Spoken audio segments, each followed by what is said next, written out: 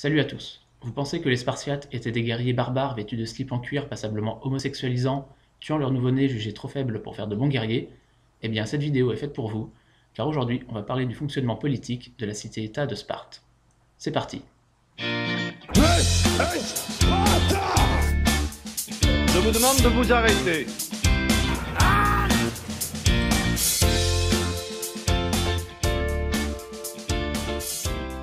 Aujourd'hui, on va donc parler de Sparte, cité de la Grèce antique réputée pour son régime militariste, victime de son image de cité guerrière, souvent caricaturée, mais qu'en fait on connaît souvent assez peu. Aussi, je vous propose de voir son fonctionnement politique et social de 700 avant Jésus-Christ, date de l'instauration de ce régime militaire, jusqu'à 146 avant Jésus-Christ, date de la conquête romaine. Tout d'abord, il faut savoir que tout habitant de Sparte et des villes sous sa domination n'est pas spartiate. Aussi, quand je voudrais parler des habitants en général, j'emploierai le terme lacédémonien, un mot qui rapporte gros Scrabble, nom venant de Lacédémone, autre nom de Sparte, et qu'on utilise souvent pour désigner les habitants de la région en général. La société lacédémonienne était extrêmement hiérarchisée, avec des groupes sociaux ayant chacun leurs droits et leurs obligations, et le titre de spartiate ne revenait pas à tout habitant du territoire lacédémonien, mais seulement à une classe précise, celle des citoyens soldats, qui formaient alors une aristocratie et qui s'identifiaient entre eux sous le terme de semblables et non pas de spartiates comme on les appelle aujourd'hui. Être spartiate, c'est donc avant tout appartenir à une classe sociale précise. Avant de voir le fonctionnement politique de la cité-État, voyons d'abord quelles sont les différentes classes sociales, et commençons par les Spartiates proprement dit, les semblables.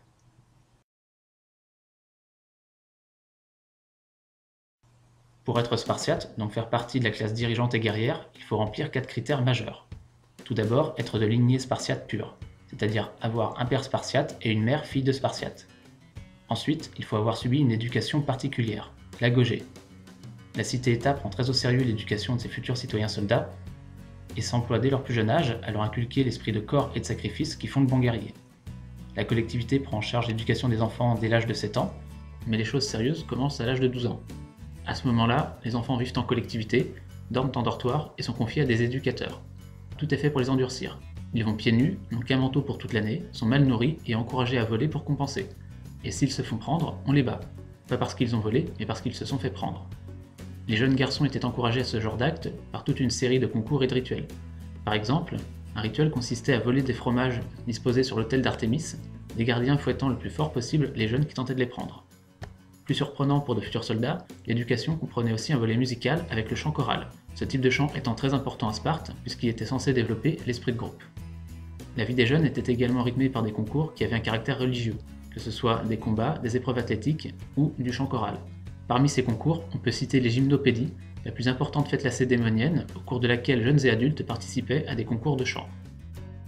Également, à l'adolescence, les plus téméraires pouvaient tenter l'épreuve de la cryptie. Il s'agissait d'une épreuve qui consistait à vivre 1 an caché sur le territoire lacédémonien en se débrouillant pour survivre, notamment en volant. On suppose qu'il s'agissait d'une épreuve qui permettait de former des soldats d'élite, notamment pour les reconnaissances en territoire ennemi. Une fois adultes, à 20 ans, les jeunes n'en ont pas fini avec la vie collective, et la troisième condition pour être spartiate, c'est la participation au repas collectif quotidien que doivent partager les citoyens soldats. Ces repas collectifs, appelés syssities, sont obligatoires de 20 à 60 ans et réunissent des tablés, appelés fratries, de 15 à 20 citoyens. Ces fratries cooptaient leurs membres, et quand un jeune rejoignait un groupe, il devait être accepté par les autres. La procédure était un peu spéciale car on procédait alors à un vote par mie de pain, chacun devant déposer une boulette de pain dans un pot s'il acceptait le nouvel arrivant. Pour alimenter ces repas, chaque participant devait payer une taxe mensuelle en nature. Pour être un bon spartiate, il faut fournir tous les mois 77 litres d'orge, 39 litres de vin, 3 kg de fromage et 1,5 kg de figues. Alors vous devez vous dire, 39 litres de vin par mois, ça fait plus d'1 litre par repas, ce sont de véritables ivrognes ces spartiates. Eh bien non, car en fait, une partie de cette taxe permettait aussi de payer les cuisiniers.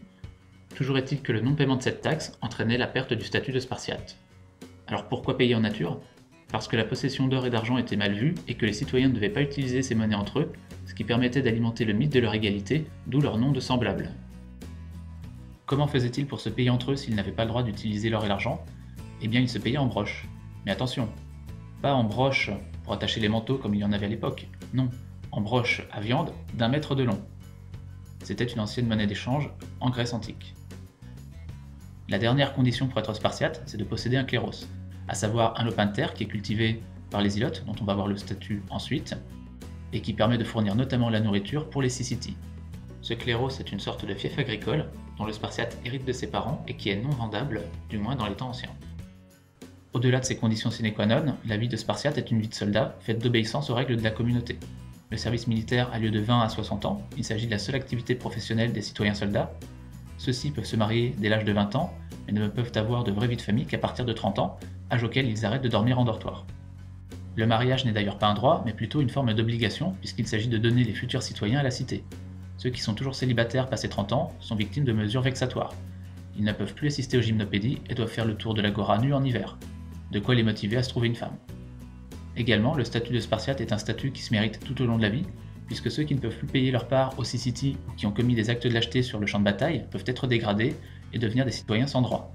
À côté de cela, l'esprit de sacrifice à la collectivité était valorisé. Par exemple, seuls les citoyens morts au combat avaient droit à une tombe à leur nom, les autres étant enterrés anonymement. La vie des citoyens soldats est une vie entièrement tournée vers la collectivité, mais aussi faite d'émulation permanente, ce qui permet d'affirmer son individualité, la société poussant chacun à être toujours le meilleur. Par exemple, tout Spartiate a pour objectif d'être Hypéis, à savoir l'un des 300 soldats d'élite dont la liste est revue tous les ans. Se distinguer militairement est aussi un faire-valoir pour ceux qui veulent se présenter ensuite aux élections. Alors vous allez me dire, on parle beaucoup des hommes, mais et les femmes dans tout ça? Comme partout à cette époque, les femmes sont reléguées à un rôle subalterne et sont tout de même plus libres à Sparte que dans nombre d'autres sociétés antiques. Il faut dire que la société lacédémonienne avait une politique eugéniste et estimait qu'une femme forte donnerait naissance à des enfants en bonne santé et donc à de futurs citoyens soldats forts. Aussi, les jeunes filles de familles spartiates étaient éduquées et avaient des activités collectives. Elles pratiquaient l'athlétisme et le chant choral comme leurs homologues masculins. Les femmes de Spartiate pouvaient aussi posséder des biens et on estime qu'à certaines époques, elles ont possédé jusqu'à 40% des terres de la cité-État. Elles possédaient aussi, semble-t-il, une certaine liberté de ton, et tout cela faisait qu'elles passaient pour des mégères aux yeux des très démocrates athéniens par exemple, qui eux infantilisaient leurs femmes. Bref, maintenant qu'on a vu qui étaient les Spartiates au sens propre, passons aux autres catégories sociales. À vrai dire, il n'y a pas grand-chose à dire sur les périèques, et un écran titre suffira. À côté des Spartiates qui sont les seuls citoyens à part entière, le territoire lacédémonien comporte une autre catégorie d'hommes libres, les périèques, qui n'ont pas les obligations militaires des Spartiates, mais n'en ont pas non plus les droits. Il n'y a pas grand-chose à en dire de plus, à part que ce sont des hommes libres de second rang.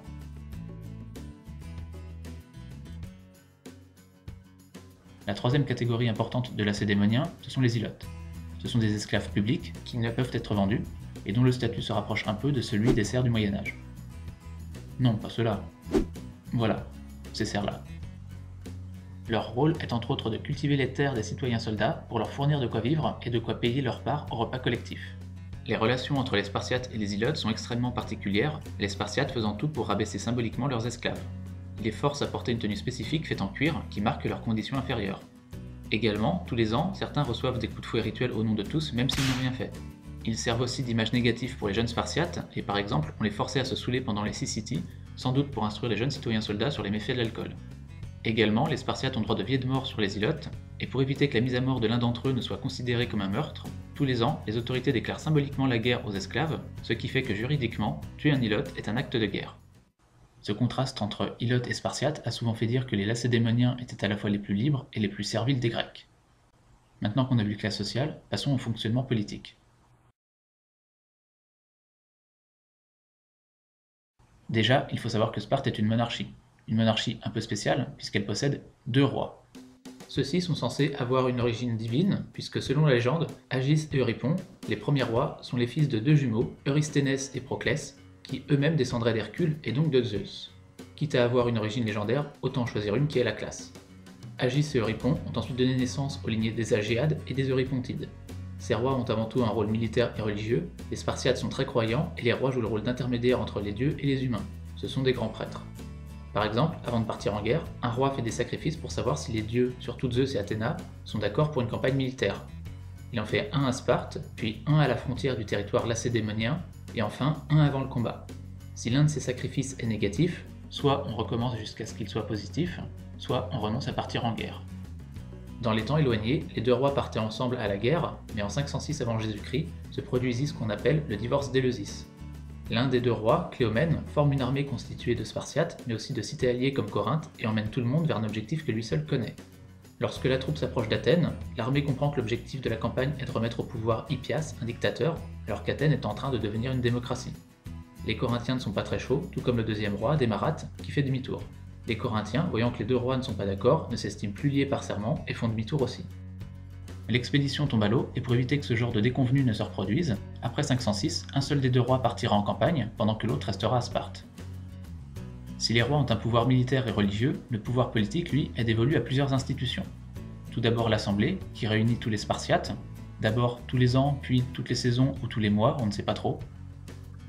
De fait, cette assemblée n'est qu'une chambre d'enregistrement avec un pouvoir limité. Elle discute et vote les lois, mais ne peut les rédiger, leur rédaction étant le privilège des deux corps d'élus, les éphores et les gérontes.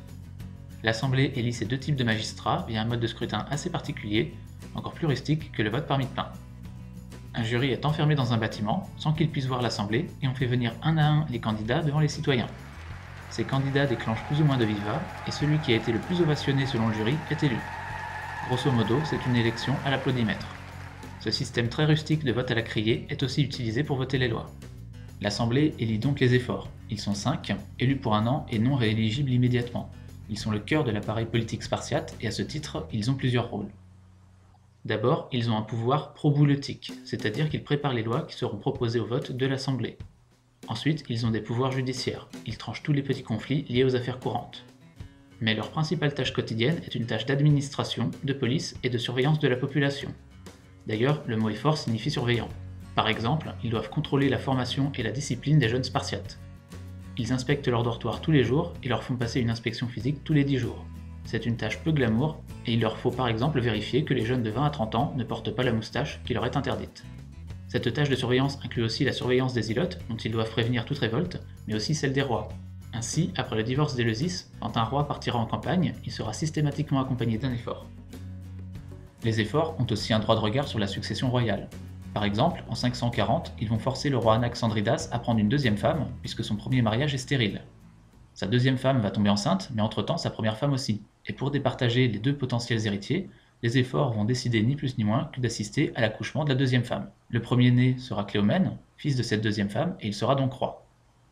Si Cléomène est le fils d'Anaxandridas et de sa seconde femme, le célèbre Léonidas, lui, est le fils d'Anaxandridas et de sa première femme. Étant l'aîné, Cléomène sera roi. Il fera de nombreuses erreurs. Il sera notamment à l'origine du divorce d'Éleusis. Mauvais roi, il sera destitué et finira sa vie en prison. Léonidas accédera alors à la royauté. Mais l'histoire ne s'arrête pas là. Léonidas épousera Gorgo, la fille de Cléomène, et donc sa propre nièce. Extraordinaire mœurs royales qui aujourd'hui encore nous fascinent. Pardon, désolé. Je sais pas ce qui s'est passé, j'ai vu des têtes couronnées et j'ai perdu connaissance. Bref, reprenons. La deuxième institution politique de Sparte, c'est la gérousie. Elle est présidée par les deux rois et constituée de 28 gérontes. Pour être géronte, il faut avoir plus de 60 ans, donc être déchargé des obligations militaires. Ils étaient élus à vie et n'avaient pas de compte à rendre, contrairement aux éphores. L'élection se fait là aussi à l'applaudimètre, mais il est probable que tout le monde ne pouvait pas se présenter et qu'il y avait une forme de sélection des candidats, car accéder à cette fonction était l'aboutissement d'une vie pour tout Spartiate. Le rôle des gérontes est à la fois législatif et judiciaire. Ils préparent les lois comme les éphores, mais en plus ont un droit de veto pour contrer ceux-ci et l'Assemblée s'ils le souhaitent. Ils jugent les crimes et les actes de trahison et peuvent prononcer une peine de mort, y compris contre un roi, et ils ont aussi un droit de regard sur les successions royales. Leur pouvoir était important et il arrivait que certains souverains essaient de se les concilier. Par exemple, le roi Agésilas offrait un manteau et un bovin à chaque nouvel élu.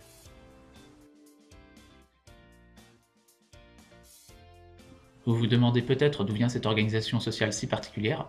Eh bien, comme souvent chez les peuples antiques, les Lacédémoniens font remonter l'origine de leur organisation sociale à un personnage semi-légendaire, et à Sparte, ce personnage s'appelle Lycurgue. Lycurgue serait le fils d'un roi de la lignée des Eurypontides, et vers 700 avant Jésus-Christ, à travers une constitution de son cru, la Grande Rétra, il va poser les bases du système aristocratique guerrier. Il va bannir l'usage de la monnaie entre Spartiates, instaurer l'éducation militaire, la Gogée, et également inventer et répartir les cléros. Pour imposer ce fonctionnement à ses concitoyens, il va demander à la Pythie de Delphes l'avis du dieu Apollon sur ce projet de constitution. Le dieu, à travers la Pythie, valide la Grande Rétra, qui acquiert ainsi un caractère sacré. La consultation régulière de la Pythie sera d'ailleurs ensuite une spécificité de Sparte, la ville consultant l'oracle de façon institutionnelle, Apollon faisant office de conseiller spécial avant l'heure. Après cette validation divine, Lycurgue fait jurer aux Spartiates de respecter la constitution jusqu'à son retour, et pour sceller le fonctionnement dans le marbre, il se suicide. Avec un regard un peu plus historique, on peut apporter quelques explications sur le fonctionnement du système lacédémonien. D'abord, pourquoi deux rois? On sait qu'à l'origine, Sparte était constituée de 3 tribus ayant chacune un roi, et on suppose que 2 des rois se sont ligués contre le 3e. Ensuite, pourquoi une classe militaire dirigeante et une telle opposition avec les Zilotes?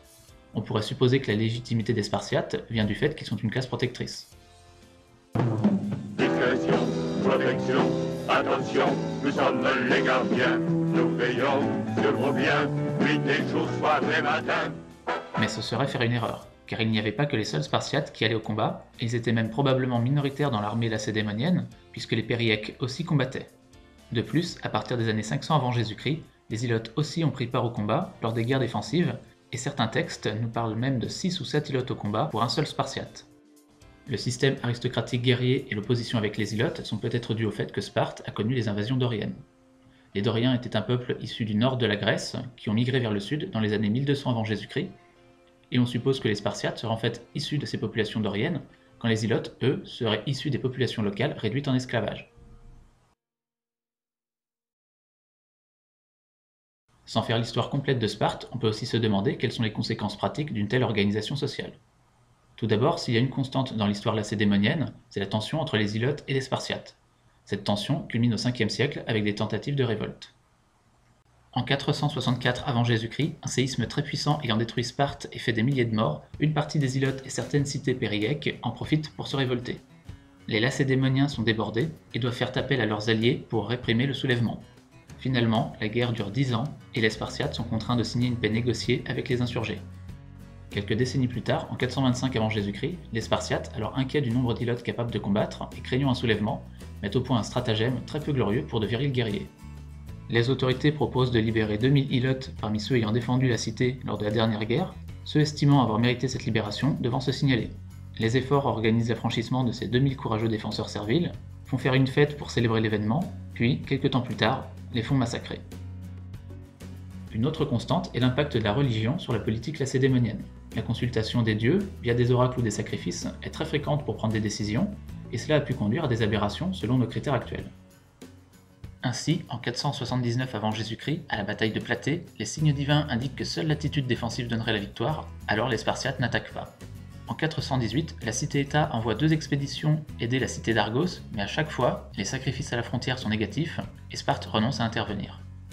En 389, l'armée lacédémonienne se fait surprendre alors que le roi Agésilas est encore en train de sacrifier et laisse l'ennemi charger tant que le rituel n'est pas fini. Le grand respect des fêtes religieuses a aussi causé quelques déconvenues. Ainsi, la participation à la fête des Carnéia a conduit les Spartiates à arriver en retard à 2 batailles cruciales restées dans l'histoire, Marathon et... Grand roi, nous allons être en retard! Les Thermopyles, où Léonidas est arrivé à la bourre. Et il ne s'agit là que de quelques exemples pris parmi tant d'autres. Cette religiosité des Spartiates a aussi été utilisée par certains rois pour imposer leur vue, par exemple en soudoyant la Pythie afin d'obtenir des interventions divines allant dans le sens souhaité. Également, il faut dire quelques mots sur un élément spécifique à Sparte qui a contribué à forger son image de cité impitoyable, la sélection des nouveau-nés. Il est vrai que les Spartiates faisaient examiner leurs nourrissons par un jury qui décidait si l'enfant pouvait vivre ou non. Cette pratique peut paraître barbare, mais il faut se rappeler qu'à l'époque, dans nombre d'autres sociétés, le père de famille avait droit de vie ou de mort sur sa progéniture. À Sparte, ce qui se passe, c'est que ce droit a été transféré à la collectivité, et la cité-État n'est donc pas un exemple de cruauté particulière comme on pourrait le croire. Mais tout cela est anecdotique par rapport au problème majeur que rencontrera Sparte au cours de son histoire, et qui finira par mettre à mal son fonctionnement, à savoir la baisse continue du nombre de citoyens soldats. Ils sont autour de 9000 à la fondation du système militaire, et sont encore 8000 en 479 avant Jésus-Christ, mais sont seulement 3000 50 ans plus tard. La chute continue ensuite, ils sont 1200 en 371 avant Jésus-Christ, et seulement 700 en 243. Et encore, ce chiffre est trompeur. Il n'y a alors plus en fait que 100 vrais semblables, qui se sont créés une clientèle en payant les parts au repas collectif pour les 600 autres, qui soit n'ont plus de cléros puisqu'à cette époque on peut le vendre, soit l'ont hypothéqué. Cette baisse s'explique par les guerres continues, mais aussi par les catastrophes, comme le tremblement de terre de 464 qui a décimé les familles spartiates. Également, le fait de n'accepter parmi les semblables que des Spartiates de lignée pure a dû jouer dans la baisse des effectifs en empêchant un renouvellement par l'extérieur. Devant cette dégénérescence du système, certains rois vont tenter d'entamer des réformes dans les années 250 à 200 avant Jésus-Christ. Vers 250 avant Jésus-Christ, le roi Agiscate va proposer une réforme. Il propose d'augmenter le nombre de citoyens soldats en donnant des cléros à des non-citoyens, et ainsi de faire passer le nombre de Spartiates à 4500. L'Assemblée accepte la réforme, mais la Gérousie, appuyée par le second roi, utilise son droit de veto pour la bloquer. Agis fait alors une sorte de coup d'état et fait destituer son co-roi pour en mettre un à la place qui soit d'accord avec lui. Il invente aussi une règle pour l'occasion pour contrer les gérontes. Une règle qui dit que si les deux rois sont d'accord, ils sont plus forts que la jalousie. Ce coup de force se passe mal, et finalement, après des manœuvres des efforts, Agis et son co-roi sont destitués.